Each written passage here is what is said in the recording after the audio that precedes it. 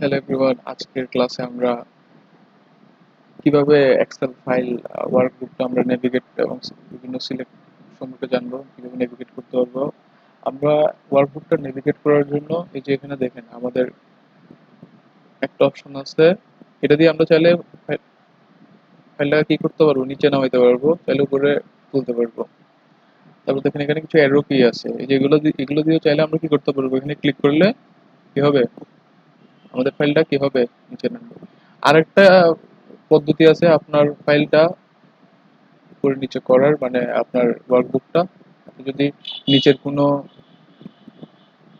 Data দেখতে চান, মনে করেন যে আপনি এই ডাটা যদি দেখতে চান এভাবে নিচে নামাই করতে পারেন। আরেকটা পদ্ধতি আছে, সেটা হচ্ছে আপনার আপনার কিবোর্ডের আপনি চাইলে পেজ ডাউন একটা স্ট্রোক আছে, ওইটা ক্লিক করে দেখতে পারেন। পেজ আপ আছে, আপনি যদি উপরে যেতে চান পেজ আপ দিয়ে দেখতে পারেন, ঠিক আছে। আর আপনি যদি সিম্পলি আপনার মেইন হোমে যেতে চান তাহলে আপনি হোম বাটনটা ক্লিক করে ফার্স্ট পেজে চলে আসতে পারেন, ঠিক আছে। Control home.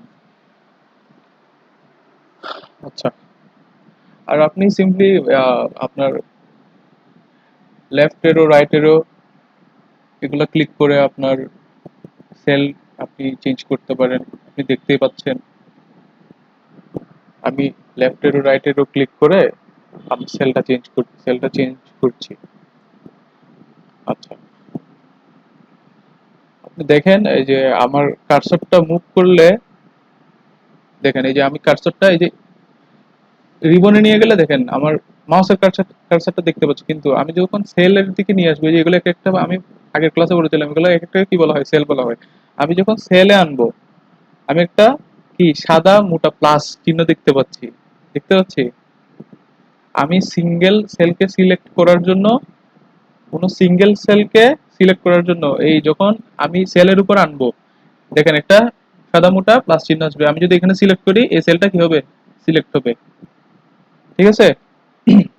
আর এই যে বর্ডার দিয়ে যে কালো একটা বর্ডার আছে না, এটা অন্য কালারও হইতে পারে বিভিন্ন ভার্সনে। এই যে আমি দেখতে পাচ্ছি কালো একটা বর্ডার হয়েছে, তার মানে এটা হচ্ছে এই সেলটা কি সিলেক্টেড, এটা হচ্ছে অ্যাক্টিভ সেল, ঠিক আছে। এটাকে বলা হয় কি অ্যাক্টিভ সেল। এখন দেখেন আমি যদি এই কার্সরটাকে একটু নিচে নিয়ে যাই, নিচে নিয়ে যে একটা প্লাস আইকন দেখতে পাচ্ছি, ঠিক আছে। এটাকে ক্রস আইকনও বলতে পারেন, প্লাস আইকনও বলতে পারেন, একটু গাঢ় আর কি, ঠিক আছে। একটু গাঢ় কালারের হাইলাইটেড প্লাস আইকন দেখতে পাচ্ছি। এটাকে যদি আমি সিলেক্ট করে নিচে নিয়ে যাই, দেখেন ওয়েস্টফিল্ড সিডনি এই লেখাটা কি হয়েছে, কপি হয়েছে। এটাকে বলা হয় কপি সেল আর কি, ঠিক আছে। এটা কপি সেলের কাজে ব্যবহৃত হয়। আমি কন্ট্রোল জেড দিয়ে আন্ডু করে নিলাম, কারণ আমি এটা করতে চাচ্ছি না। আমি জাস্ট আপনাকে আপনাকে দেখানোর জন্য জিনিসটা করলাম। আর দেখেন আমি যদি কার্সরটাকে একটু এই পাশে নিয়ে আসি, এই যে নিচে বা উপরে, এই যে আপনার বর্ডারের বলছিলাম না, আপনার বর্ডার হয়, বর্ডারের উপরে বা নিচে নিয়ে যায় একটা চিহ্ন আসে, দেখতে পাচ্ছেন আশা করি, এই যে অ্যারোর কি এর মতো, ঠিক আছে। একটা চিহ্ন আসে, আমি যদি এখানে ক্লিক করে এখানে নিয়ে যাই, এই যে দেখেন এটা যদি ক্লিক করে আমি অন্য সেলে নিয়ে যাই, তাহলে কি হয়, রিপ্লেস হয়, ঠিক আছে। আমি যদি ফাইলটা রিপ্লেস করতে চাই এটা দিয়ে, এই যে এই সেলটার ডাটাটা অন্য সেলে যদি রিপ্লেস করতে চাই তাহলে কি হয়, এই যে ডিটেনে যদি রিপ্লেস করতে চাই, do you want to replace the content of the destination cell, okay দিলে কি হয়ে যাবে, রিপ্লেস হয়ে যাবে। যেহেতু আমরা এটা করতে চাচ্ছি না, কন্ট্রোল জেড দিয়ে কি করে নিলাম, আন্ডু করে নিলাম। আচ্ছা, আশা করি এতটুকু আপনারা বুঝতে পেরেছেন। আর দেখেন এখানে যদি আমি যদি কোনো সেল সিলেক্ট করতে চাই, কি বলেছিলাম, এই যে সেলের উপর ক্লিক করতে হবে। এখন আমি যদি অনেকগুলো সেল সিলেক্ট করতে চাই তাহলে কি হবে, মনে করেন আমি এখান থেকে এতটুকু পর্যন্ত সেলগুলো সিলেক্ট করতে চাই, তাহলে আমি কি আগের ক্লাসে কিন্তু দেখিয়েছিলাম, এই যে এটাতে ডাবল ক্লিক করে ওই সেল পর্যন্ত যাবে যে সেল পর্যন্ত সিলেক্ট করতে চাই, ঠিক আছে। এটা কিন্তু এই প্রথম সেলটা হাইলাইট দেখাচ্ছেন, এর মানে এই না যে আপনারা মানে কনফিউজড হবেন না যে এটা সিলেক্ট হয়েছে কি হয় না, এটাও সিলেক্ট হয়েছে। এখন দেখেন এখানে চাইলে আমরা পুরো কলামটাও কিন্তু সিলেক্ট করতে পারবো। কলামটা এই যে, যেমন ডি কলামটা আমরা সিলেক্ট করতে যাচ্ছি, ডি তে ক্লিক করলে এই পুরো কলামটাই সিলেক্ট হয়ে গেছে। আপনি দেখেন পুরো কলামটাই সিলেক্ট হয়ে গেছে, ঠিক আছে? আপনি দেখেন, এই যে দেখেন পুরো কলামটাই সিলেক্ট হয়ে গেছে। এখানেও দেখেন প্রথম সেলটা কি আমাদের মানে মনে হচ্ছে সিলেক্ট হয়নি, এটাও কিন্তু সিলেক্ট হয়েছে, এর কনফিউজ হওয়ার কোনো কারণ নাই। এই যে আমরা পুরা কলামটা এভাবে সিলেক্ট করতে পারি, আর পুরা রো আমরা যদি পুরো রো সিলেক্ট করতে চাই এভাবে সিলেক্ট করতে পারি। ঠিক আছে? আর মনে করেন যে আমি এই যে এ থেকে ডি পর্যন্ত কলামগুলো সিলেক্ট করতে, তাহলে আমরা কি করব, এই যে এ থেকে ক্লিক করে ডি পর্যন্ত যাব। এই যে A B C D select হয়ে গেল। মনে করেন আমরা 7 থেকে ক্লিক করে 11 পর্যন্ত সিলেক্ট করতে চাই, তাহলে 7 থেকে 11 পর্যন্ত আমরা সিলেক্ট করে যাব। সিলেক্ট হয়ে গেল।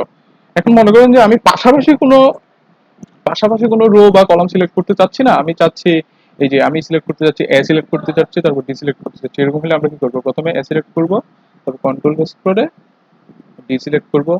আমি যদি আই সিলেক্ট করতে চান আই সিলেক্ট করলাম। ঠিক আছে?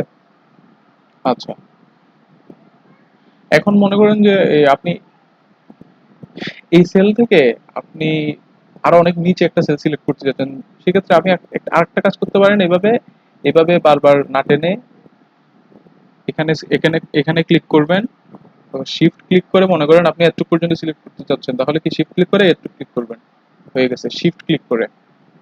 ঠিক আছে? আর যদি আপনি পুরো সেলটা সিলেক্ট করতে চান কন্ট্রোল, মানে পুরো ওয়ার্কবুকটা সিলেক্ট করতে চান কন্ট্রোল এ দিবেন, পুরো ওয়ার্কবুকটা সিলেক্ট হয়ে যাবে। ঠিক আছে? এখন আরেকটা শর্টকাট আপনাদেরকে দেখাই দেই। মনে করেন যে আপনি এই এই রোটার এই যে এখান থেকে অর্ডার নম্বর থেকে শুধু এতটুকু সিলেক্ট করতে চান, আপনি আপনি যদি পুরা এখানে ক্লিক করেন, তাহলে এই দেখেন এই যে পাশের এই পুরা খালি ওয়ার্কবুকের খালি এই যে সেলগুলো সিলেক্ট হচ্ছে। কিন্তু আপনি যদি এই সেলে ক্লিক করে কন্ট্রোল শিফট আপনার right arrow click click click করেন, আপনার শুধু ডাটাটাই সিলেক্ট হবে। কলামের ক্ষেত্রে হচ্ছে আপনি যদি কলাম সিলেক্ট করতে চান কন্ট্রোল শিফট কি ডাউন অ্যারো। ঠিক আছে? সেক্ষেত্রে কি হবে, আপনার অতটুকুই সিলেক্ট হবে যতটুকু ডাটা আছে। ঠিক আছে? তো এভাবে আপনি আপনার এক্সেল ওয়ার্কবুকটাকে নেভিগেট করতে পারেন, এভাবে সিলেক্ট করতে পারেন, কলাম সিলেক্ট করতে পারেন। আপনারা দেখবেন ফাইলটাকে এরকম ওয়ার্কবুকটা ওপেন করে আপনি ক্লিক করে করে দেখবেন কোনটার কাজ কি। আমরা কি বলেছিলাম, আমরা শিখবো করে, পুরোপুরি শিখবো, আমরা ভিডিও দেখে শিখবো না, আমাদের ভিডিও দেখে প্র্যাকটিস করতে হবে। Thank you.